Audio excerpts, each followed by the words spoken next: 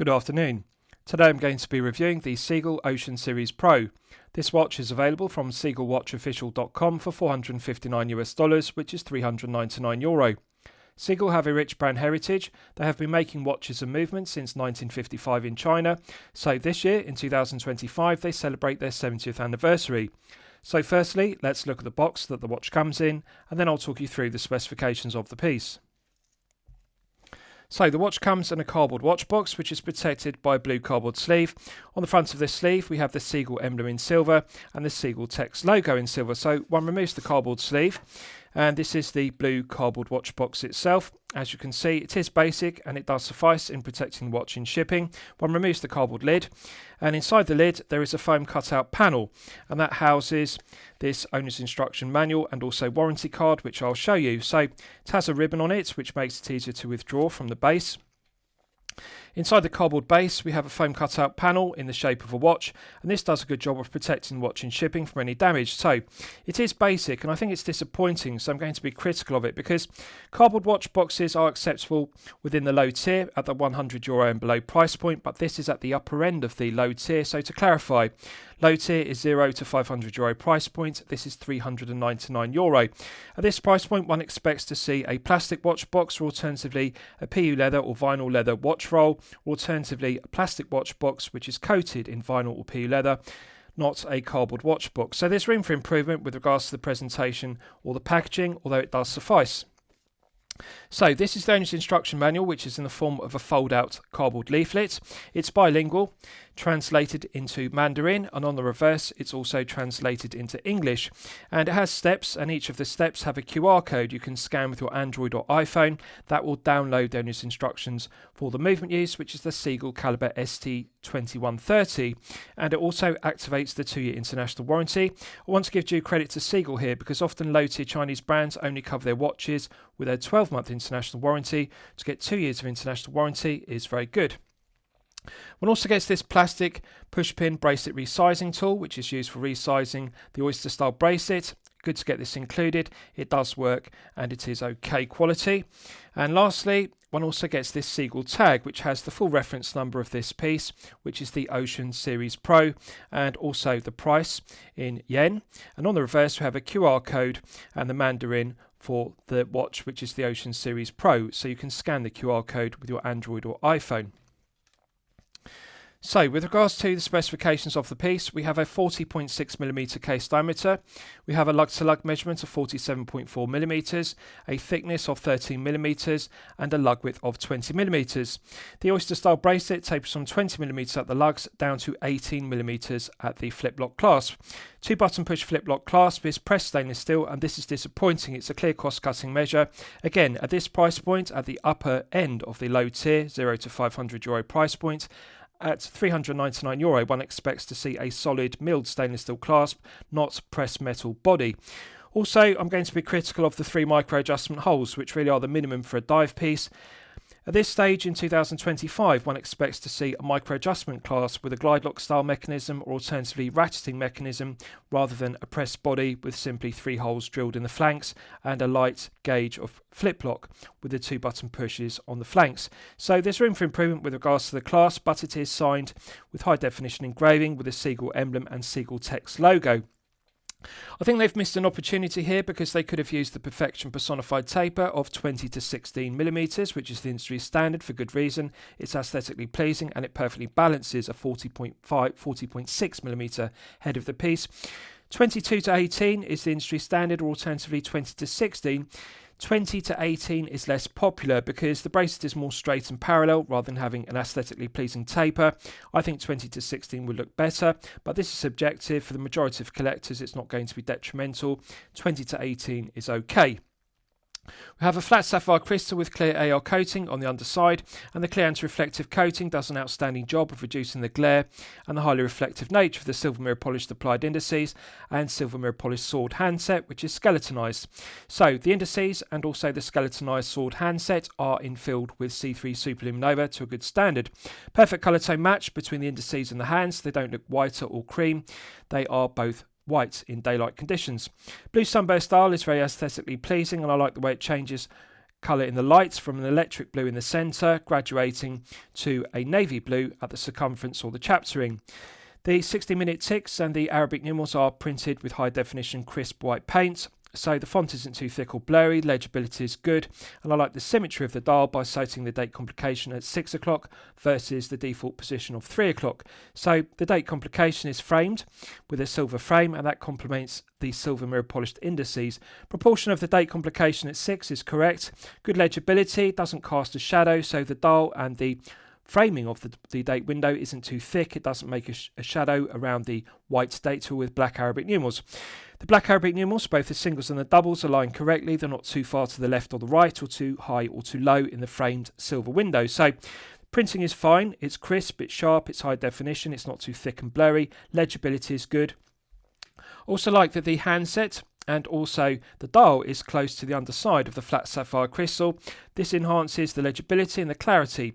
Unlike many low-tier Chinese watches, it doesn't have a thick rehort, so the dial isn't sunk very deep beneath the sapphire crystal. The rehort is actually quite slender, and they've made it the chapter ring rather than printing the chapter ring on the dial. So it's very well executed. I like the low profile chapter ring, and also the legibility is very good.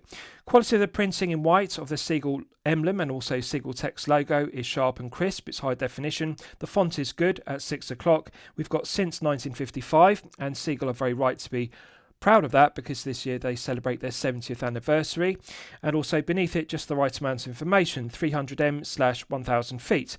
So often low-tier Chinese brands have a tendency to over-brand the dial with unnecessary text and specification. Seagull have got it right, because they've just printed the emblem and Seagull text logo at 12, and that's perfectly balanced by 2 lines of text since 1955 and the water resistance rating. It's not too busy, it's not too cluttered, it's a clean dial. Above it, we simply have a silver embossed star, and that represents China, the red star of China. And of course, Seagull is a Chinese watch brand, and they're very proud of their heritage that they're made in China.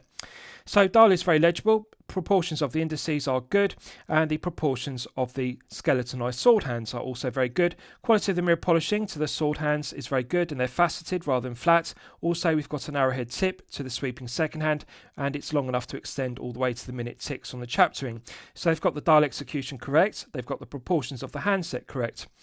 The bezel is solid 316L grade stainless steel, scalloped bezel, and we've also got 4 flat portions at the 12, 9, 6 and 3 positions.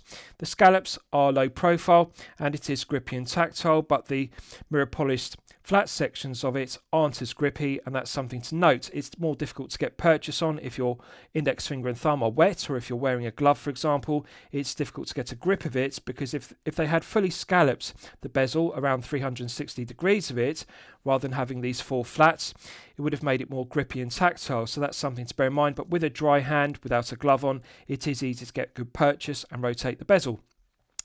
Now, it may come as a surprise to you, this is a 60-click unidirectional bezel versus the industry standard in 2025, which is 120-click unidirectional bezels. So, to clarify, originally dive pieces from the 1950s and 1960s used bidirectional friction bezels. They predated the use of ratcheting mechanisms such as a click spring beneath a bezel. So originally dive pieces had bidirectional friction bezels. Then from the 1970s and 1980s onwards, they had 60-click unidirectional bezels with a click spring, and then today we are used to the industry standard, which is 120 clicks. This uses 60, which is the earlier version of unidirectional bezels. I personally prefer the refinement, the smoothness of 120 clicks, but again, this is subjective. For the majority of collectors, a 60-click unidirectional bezel is acceptable, but it does feel more coarse, doesn't feel as smooth and refined as 120 clicks. The bezel insert is sapphire crystal and fully loomed with C3 superluminova. It's got a domed profile to it rather than being flat, and it does remind me of the Blancpain 50 Fathoms fully loomed domed sapphire crystal bezel insert. Nice navy blue tone to it, and that complements the navy blue circumference of the gradient sunburst dial. So it's got a nice blue tone to it, and I like the clarity of the triangle at the 12 o'clock position as an alternative to a Lume pip. And the first 15-minute ticks have larger markers, and then the rest of the 60-minute ticks have dots. So quality of the Arabic numerals, the printing and also the minute ticks are excellent. The legibility is good, clarity is good, it's not blurry, the font is crisp. They've done a very good job of the sapphire bezel insert, and I like the domed profile. It adds interest to the piece. They made the correct decision by using a flat sapphire crystal versus a box top hat crystal or double dome sapphire crystal, because this piece is only 13.5mm thick, and it's 13mm thick, and that's very good, bearing in mind it is a 300m water resistant piece, not 200m. To get a 13mm thick piece with 300m is very impressive, and Seagull deserve full credit for that. So let's test the bezel execution. So as I've detailed, 60 click rather than 120 click does feel more coarse. Nice loud audible clicks. In terms of resistance, its medium firm resistance feels very similar to a Seiko 5KX, which you may be familiar with, and I like it. So I like that the bezel has medium firm resistance to it. It doesn't feel too light. Feels even all the way through the 360 degrees, but it does feel more coarse. The clicks are heavier, and you can notice there's more gap between each of the clicks. It doesn't feel as fine and refined as 120 clicks. It feels slightly rougher, but it feels even all the way through the rotation, which is good. No lateral side-to-side play, no back play, so it feels nice and tight, but it is more difficult to get purchase on it at the 12, 9, 6 and 3 due to the mirror polished flats, as you can see. I think it would have been better had they made the bezel scalloped all the way around the 360 degrees without these flats, because the flats are more slippery than the scallops and therefore more difficult to get purchase when you're wearing a glove, as I've detailed. But with good purchase with your index finger and thumb, if you get a good tight grip of it to get purchase on the scallops, you can rotate it very easily. So it is acceptable. I just think scallops all the way around would look better and also be more functional. So just bear with me and I'll bring it up to 12 o'clock and we'll check the alignment. One more click. Perfect. So the triangle, which is fully lumed with C3 Super Lume Nova, perfectly aligns with the 12 o'clock index on the dial and the 60-minute tick. So alignment is correct. No lateral side-to-side play, no back play. Feels even all the way through the rotation, and also it feels nice medium firm resistance. It's good bezel execution. So let's look at the crown. Knurled crown, which complements the scalloped bezel. A knurled crown is appropriate for a scalloped bezel rather than a coin edge crown, which matches a coin edge bezel. So they've made the correct decision by making it knurled versus coin edge. And it's got a nice large chamfer, which deletes the sharp tips to the knurling. And it's embossed with a Seagull emblem to a good standard and mirror polished to flawless standard, correctly proportioned, and it's well protected by the curved profile of the crown guards on the right hand flank.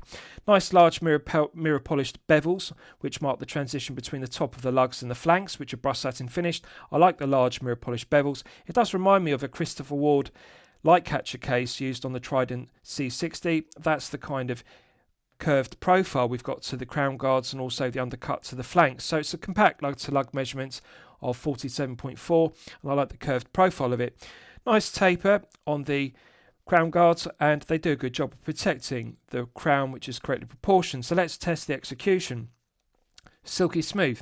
This is sublime screw down crown execution. No friction whatsoever. It is an example to other low tier Chinese brands of how to get the build quality, quality control, machining and tolerances of a screw down crown correct.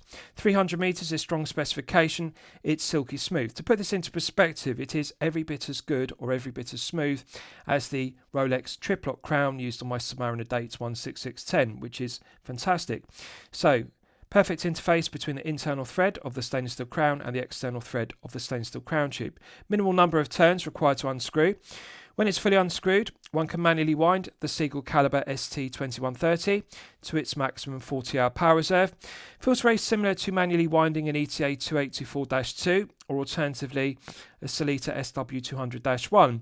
And the reason for that is the ST2130 is a clone of the ETA 2824-2, as is the SW200-1. The manual winding feels smoother than a PT5000, which is also a clone of the ETA 2824-2. Feels more refined. So it feels smoother than a Seiko NH35A, which you'll all be familiar with, or a Miyota 8215, and I like it. Feels exactly the same as manually winding an ETA 2824-2. Feels similar to an SW200-1, but feels smoother to manually wind than a PT5000, which are less reliable due to often having lack of lubrication, and this movement is better quality than the PT5000, I regard it as equal quality to an ETA 2824-2 standard grade. So it feels smooth, doesn't feel rough or gritty.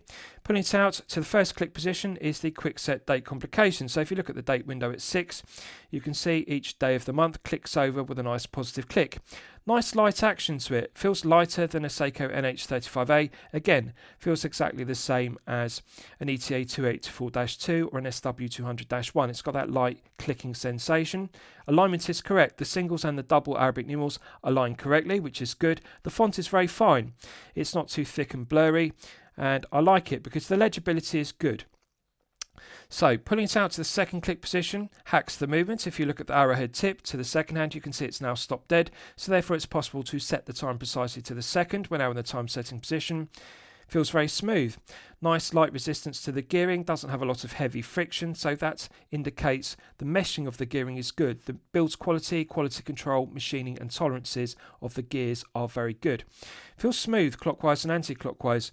There's no discernible difference whatsoever between this and the ETA 2824-2 or the SW200-1 respectively. Feels exactly the same. Minimal backplay when you rotate the knurled crown clockwise and anti-clockwise. The skeletonized sword hand for the minute hand almost immediately responds, and it's good. I like that you don't have to take up a lot of slack. Less slack in it than an NH35A or a Miyota 8215, to put it into perspective. Feels more refined than a PT5000, which has heavier friction to the gearing. The machining, the tolerances, the build quality, quality control are not as good. The ST2130 really is equal quality to an ETA 2824-2 standard grade. It's got that extra refinement. The quality is there. You can feel it. Feels smooth. Medium resistance to it. I like it. Doesn't feel like it's heavy and got a lot of friction. So it's clearly well lubricated, and the meshing of the teeth of the gearing is excellent. Pushing it back in, it's got a nice positive click, and that restarts the movement. You can see the arrowhead tip to the second hand begins to sweep around the dial at the characteristic smooth 4Hz sweep. Again, this is something I like about it because it's a clone of the ETA 284-2. It runs at 28,800 vibrations per hour, which is 4 Hz. 4 Hz gives a nice smooth sweep. The second hand doesn't stutter or judder around the dial, as per Seagull NH35A running at 3 Hz, so I like that smooth sweep. 4 Hz is very aesthetically pleasing. Let's test screwing the crown back down. Instant thread pickup, perfect interface between the internal thread of the stainless steel crown and the external thread of the stainless steel crown tube. This is one of the best low-tier screw-down crowns I've experienced between the €0 and €500 price point. It is silky smooth. To put this into perspective, it feels very similar to the screw-down crown used on the Christopher Ward C60, and I really like the smoothness of it. It's refined. It really is excellent. So silky smooth, sublime screw-down crown. Feels smooth to unscrew, feels smooth to screw back down again. Perfect instant thread pickup. They've got it correct. It's one of the best low-tier Chinese screw-down crowns I've experienced. So let's look at the case finishing. So radial brush satin finishing to the tops of the lugs, and that complements the longitudinal brush satin finishing to the flanks. And then we've got these large mirror polish bezels which mark the transition between the top of the lugs and the flanks. Brush satin finishing is fine. It's nice and fine grained finishing, so it's not as rough as one sees on other low-tier Chinese brands. Looks very similar to a San Martin in terms of the brush satin finishing, how fine the grains of it are. Beautiful luster to it, both on the top of the case and also on the flanks. Nice large undercut, and they've deburred and chamfered the undercut. No sharp edges, doesn't have sharp corners to the tips of the lugs. The large mirror polish bevels are very aesthetically pleasing, but they also deletes the sharp edges between the transition between the top of the case and the flanks, so it's very well finished. To put this into perspective, the case finishing is mid-tier level, which is €500 to €5,000 price point, but we're looking at a low-tier piece at the upper end of the low tier, €399, but one's getting mid-tier level case finishing. Excellent. Let's look at the bracelet in detail. So, female Puta end links are the correct choice. They could have used male end links, but that would have made it long. The lug to lug is compact at 47.4. It's close to the perfect sweet spot of 48. So, they've enhanced this in terms of feel-good factor and comfort by using female Puta end links, which allows the end link in the oyster style bracelet to pivot beneath the tips of the lugs, as you can see. That gives a good fit if you have a smaller wrist of 6 to 7 inches. Mirror polished outer links and brush satin finished centre links. So the articulation is good, doesn't feel stiff or kink, that's good. We do have some lateral side-to-side play and also up and down play, so there's room for refinement with regards to the tolerances. They could simply reduce the diameter of the hole drilled through the centre link and also increase the diameter of the spring bar, and that would make it a tight interference friction fit, because there is some play, and I think at this price point it's unacceptable. So they need to tighten up the tolerances. In terms of finishing, the bracelet is finished to perfection, flawless mirror polishing to the outer links, and that contrasts with a flawless brush satin finish to the centre links, which has a beautiful lustre. Flawless mirror polishing to the flanks. Now, the bracelet is quite thick. If you look at the links, you can see there is a lot of meat. I think they could have reduced this, or they could have increased the taper in terms of the thickness. So, for example, thicker links at the spring bar end, tapering down in thickness down to the clasp, because as you can see, the links are quite heavy and thick. This bracelet does add significant heft to the piece. At 181 grams, it is a very heavy 40.6mm piece. I would prefer this was below 150 grams, and that could be attained quite easily by using the Perfection Personified Taper 20-16 versus 20-18. That would reduce a lot of meat from the bracelet. They could also slim down the thickness of the links. That would reduce it by 30 grams. So that would reduce it from 181 down to circa 150, improving the comfort level and the feel-good factor. So head of the piece is correctly proportioned and it's not too hefty, but the bracelet is hefty and it does add 30 grams of excess heft. That's something to note. In terms of finishing, it's very good, but however, we do have excess play in each of the push pin links. Now, push pins are split pins rather than pin and collars, and at this price point I prefer to see pin and collars. Alternatively, I prefer to see 1.6mm or 1.2mm screw pins. Split pin push pins are acceptable in the low tier, below the €100 price point, but this is at the upper end of the low tier, €399. One expects to see screw pins, or alternatively pin and collars at this price point. I think split pins are unacceptable at this price point. Problem with these split pin push pins is that they have play, and the cumulative effect across the length of the bracelet is it rattles. Now, on a positive note, it articulates freely, doesn't feel stiff or kinked, so it flows nicely, but it's got excess play, so they need to tighten up the tolerances. If they upgraded this to screw pins, that would tighten it up quite easily, and of course that would refine it, and also they could reduce the taper. 20-16 would be better. Let's check the other side for continuity. Female Putalin link articulates freely, doesn't feel stiff or kink, but again we have excess longitudinal, lateral, side to side and up and down play in every direction. Need to improve the tolerances. Again, it rattles. Each of these split pin push pins have too much play. The holes are too large diameter and the pins are undersized diameter, and the cumulative effect is it rattles. But positive is doesn't feel stiff or kink, and quality of the finishing is good. No sharp edge to the top edge or the low edge of the flanks. Bracelet doesn't pull arm hairs, so visually it looks good, feels good, doesn't feel scratchy, doesn't feel sharp, and also doesn't pull arm hairs. So it's a comfortable bracelet which articulates well, but it's sloppy, so it rattles. Let's look at the clasp. So as I've detailed, this is the main negative of the piece I want you to be aware of.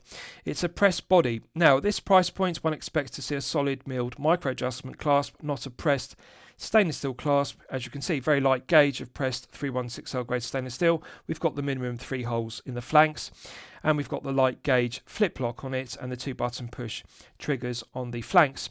It's finished to a good standard, no sharp edges, no sharp corners, but it's disappointing. These kind of pressed stainless steel clasps were acceptable in the early 2000s, but in 2025 the industry standard has now become solid milled 316L grade stainless steel clasp with ratcheting mechanisms or glide lock style mechanisms. This is not acceptable in 2025 and certainly not acceptable at the €399 price point. 2-button push triggers are nicely heavily sprung loaded, opens freely, and solid milled 316L grade stainless steel internals, beautiful lustre to the top side, underside and flanks, no sharp edge to the top edge or the low edge, and the centre section has been deburred very well, so no sharp corners, that's good. Let's check the hinge pins. Left hand hinge pin articulates freely, doesn't feel stiff or kinked, but has excess play in every direction. Centre hinge pin articulates freely, doesn't feel stiff or kinked, slight play in it. Right hand hinge pin, which is a spring bar, has excess play, so there's room for tightening up the tolerances in the left, centre and right hand hinge pins. Again, one could be magnanimous about this with a low tier piece below €100 price point. At the upper end of the low tier, €0 to €500, At €399 price point, this is unacceptable. Seagull need to refine the quality control, builds quality and tolerances of the hinge pins, left, centre and right, and also update the clasp. The other negative is there is no ratcheting mechanism or micro adjustment. We don't even have a Rolex EasyLink style extension for on-the-fly adjustment. So as you can see, we've only got the 3 micro adjustment holes. The other negative is there are no half links in this oyster style bracelet.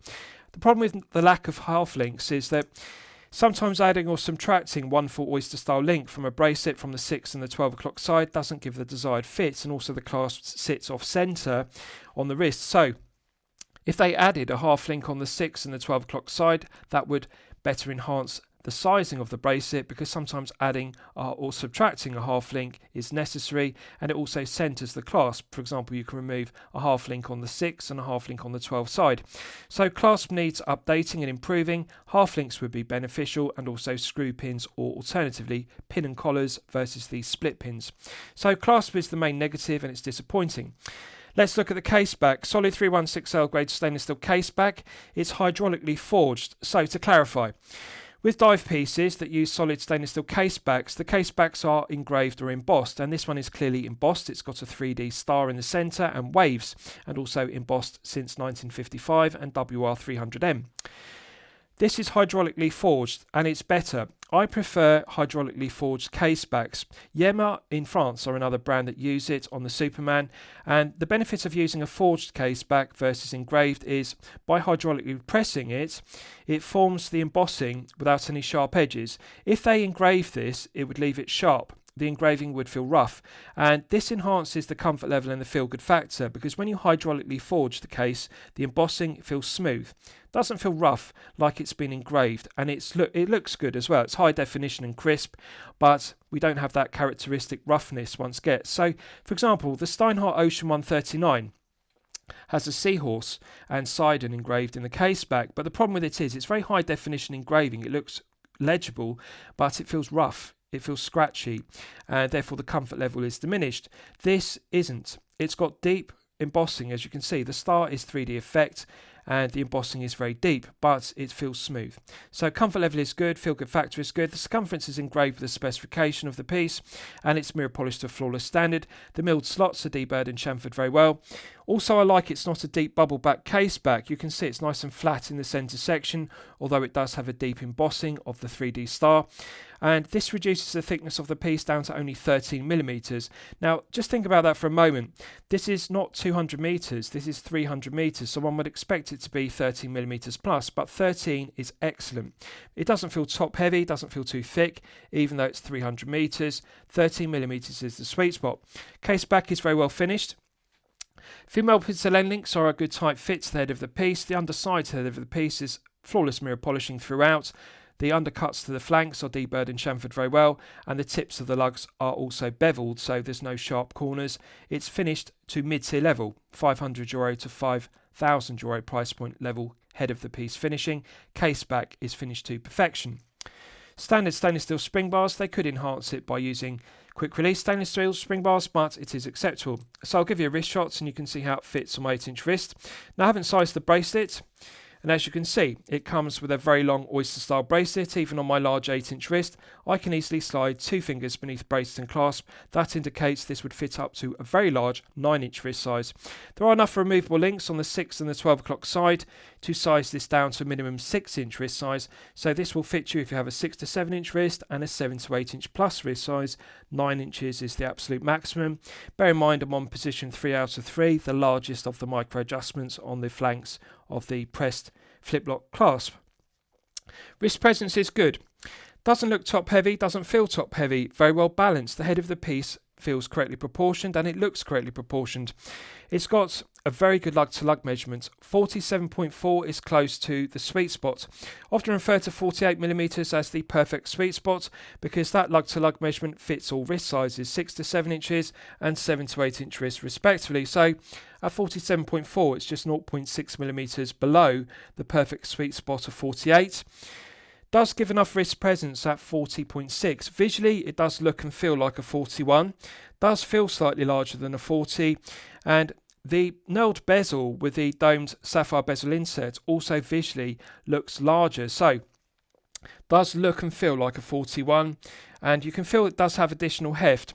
I would prefer this if it were circa 150. The problem with this is the bracelet has a lot of heft. It has 30 grams of too much meat on it. The links are too thick, and also the taper is too wide, 20 to 18. This would be so much more refined, so much more comfortable. The feel-good factor would be enhanced if it had a 20 to 16 perfection personified taper and thinner links. They're very thick. So if the thickness tapered from the spring bar end down to the clasp in thickness, that would take off 30 grams of heft from the bracelet. 150 would make this very comfortable. The female Bezel end links do give the correct fit versus male end links, so they've got that correct. As you can see, minimal gap beneath the end of the oyster style link in the bracelet. Curved profile to the case, which reminds me of a Christopher Ward light catcher case profile. It's good because we don't have a large gap beneath the tips of the lugs. The undercuts to the flanks sit very snug to the wrist, so it's good. The fit of the head of the piece is good. It will fit you if you have a 6 to 7 inch wrist or a 7 to 8 inch wrist respectively. Clearly it's best suited to collectors with a larger wrist of 7 to 8 inches because at 40.6 it does have wrist presence, but the thing I like is flat sapphire crystal. Had they used a box top hat crystal or double dome sapphire crystal, this would be 13mm plus. The flat sapphire crystal has a slight bevel which projects above the top edge of the sapphire bezel insert, which is domed. It's good because it reduces the thickness down to only 13. 13mm will easily slip underneath a shirt cuff if you wear business shirts, so this is a practical daily wear piece. But for comfort, to wear this for long periods of time, such as 8 to 12 hours per day, you may want to wear it on a rubber strap because that will reduce the heft of the piece. And certainly this bracelet feels like it's 30 grams too heavy, but of course it is very long. Even I would remove 4 to 5 links, and that would reduce this by 20 grams of heft.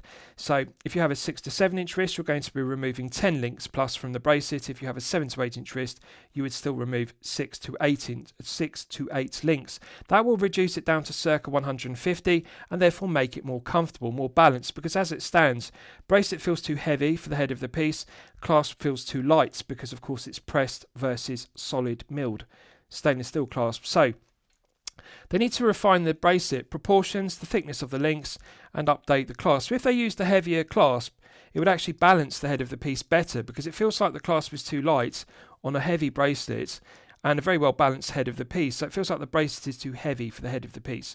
It doesn't feel balanced. But comfort level is good, feel good factor is good, wrist presence is good. I love the blue gradient sunburst style, which is electric blue in the centre, graduating to navy blue at the circumference or chapter ring. The navy blue tone of the edge of it complements the navy blue tone of the domed sapphire crystal bezel insert, so it's very aesthetically pleasing. The domed sapphire bezel insert does look very similar to a Blancpain 50 Fathoms, and I like it. I think it's a good looking piece, but would be more comfortable worn on a FKM floor rubber strap or nitrile butadiene strap rather than this bracelet, which is too thick and heavy. Right, so let's do a lume test and we'll see how the lumes perform when it's charged up to the absolute maximum. So this uses C3 Superluminova throughout on the fully lumed sapphire bezel insert, the indices and also the skeletonized sword handset. Right, so that's now fully charged. Initially the exciter looks potent on the indices and also the skeletonized sword hands, but it's disappointing on the sapphire bezel insert. So we can clearly see the difference. What we're looking at here is 2 to 3 layers of application on the underside or the underneath of the sapphire bezel insert because it's fading to nothing. The exciter lacks potency on the sapphire bezel insert. On the dial and hands, it's a closer match, but I still think we're looking at a maximum of 3 to 4 layers of application, not the industry standard, which is 5 to 6. 5 to 6, regardless of whether it's BGW9 or C3, is the industry standard for good reason, because it gives optimum performance in terms of brightness of the potency of the exciter and also the longevity of how long the lume glows. But you can clearly see the problem with 3 to 4 layers on the dial and hands. It's now fading very quickly to nothing. The sapphire bezel insert has negligible performance. One can't read the minute ticks and the triangle as an alternative to the lume pip. So I'm just going to charge this up again because I want to check it to see how quickly it fades. This is disappointing. Now, one can be magnanimous about this below the €100 price point. One has to be realistic and expect some cost-cutting measures in the low tier for a Chinese-made piece. But we're at the upper end of the low tier, €0 to €500 price point. For €399 is at the upper end. The reason why I'm so critical of this is because other low tier Chinese brands such as Steel Dive with the SD1953, They are capable of doing 5 to 6 layers at the €80 price point. On a fully loomed ceramic bezel insert, the dial and the hands, they all have 5 to 6 layers of BGW9 stellar performance, and that's €80. This is €399, so one has to be critical of it because it's competing with that in the low tier. So as you can see, we're looking at 3 to 4 layers on the dial and hands, and again, it's fading very quickly. The bezel insert has negligible performance. So Seagull really need to improve this, because at €399, it has to be 5 to 6 layers, regardless of whether they're using C3 or BGW9. Has to be 5 to 6 on the sapphire bezel insert, 5 to 6 on the dial, 5 to 6 on the hands. This clearly isn't. Maximum 2 to 3 layers on the ceramic bezel insert, and we're looking at 3 to 4 layers maximum on the dial and hands. Wholly unacceptable. One of the main negatives of the piece I want you to be mindful of, very easy for Seagull to correct this, and bear in mind, they have been making watches since 1955. This is their 70th anniversary in 2025. They've had 70 years to get this correct. So it's wholly unacceptable. We're not looking at a low tier piece below €100 here. This is €399 in the low tier, the upper end. Disappointing. Right, so let's discuss the movement use, because it's one of my favourite aspects of the piece. So, as I've detailed, this is powered by the Seagull Caliber ST2130, which is a clone of the ETA 2824-2, like the SW200-1 is a clone of the ETA 2824-2.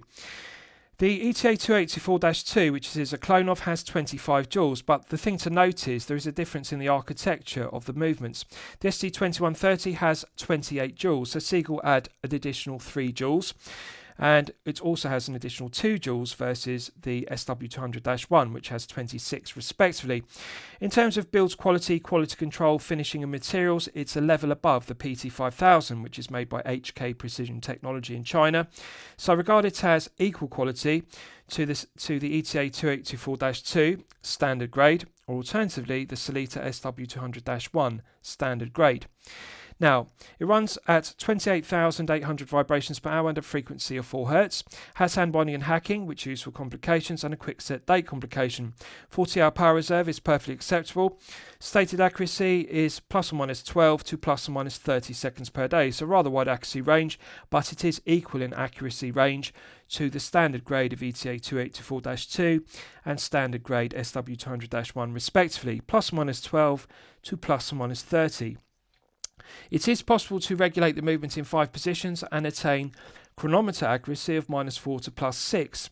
So this one is running consistently at +6, which indicates that Seagull are well regulating the Caliber ST2130s they're using, and of course the movement is made in-house. Seagull have made their own movements since 1955. They have 70 years of watchmaking and movement making expertise behind them. So the 2130 has been in service since the early 2000s, so at this stage in 2025 it is a reliable, well-proven workhorse in-house Chinese-made caliber. A level above the PT5000 and equal to the ETA 2824-2. I think it's the correct choice for this piece, and of course Seagull make their own movements, so they're not going to use an alternative. So, no negatives to it whatsoever. The hand winding feels smooth, the hacking works well, quick set date complication works well, feels exactly the same as manually winding and setting the time on an ETA 2824-2 or an SW200-1. Doesn't feel rough or gritty, doesn't suffer with a lack of lubrication as per many PT5000s, and therefore the reliability is better. The movement is more reliable than the PT5000, that's the thing to note. I regard the reliability as equal to an ETA 2824-2 and the reliability is equal to an SW200-1. No negatives to it whatsoever, they really are equal. So I like everything about it. I like the smooth 4 Hz sweep, I like the manual winding, the hacking, the quick set date complications, setting the time feels smooth. Lastly, I'll summarise the piece. What do I think of it overall? Well, when I'm considering reviewing a watch for my channel, the watch meet 2 criteria. It should be both excellent quality and excellent value at the respective price points. So, price point is $459, which is €399. So we're at the upper end of the low tier. I'm going to declare it good quality, and I'm going to declare the value as okay. Now, I can't say it's excellent quality and excellent value because we do have some shortcomings. The quality of the C3 Superlume Nova on the bezel insert, the dial and the hands is not 5 to 6 layers. That's the main negative. The other main negative is the pressed stainless steel clasp, wholly unacceptable at this price point. It was the industry standard. in the early 2000s. In 2025, it has to be a solid mill clasp with a ratcheting mechanism at the €399 price point.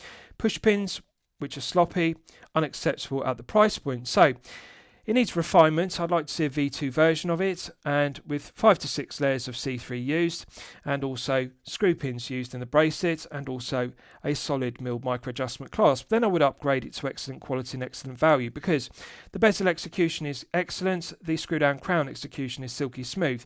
So they've got the fundamentals correct. The proportions are correct, but the bracelet has too much meat, so they really need to make this bracelet 20 to 16 and reduce the thickness of the links, and reduce the heft of this piece down from 181 grams down to circa 150, because it's too heavy as it stands. So I'm going to recommend it to you for consideration, but bear in mind the shortcomings. I hope you've enjoyed my review of the Seagull Ocean Series Pro. Please feel free to post your own comments below the video. Thank you for watching.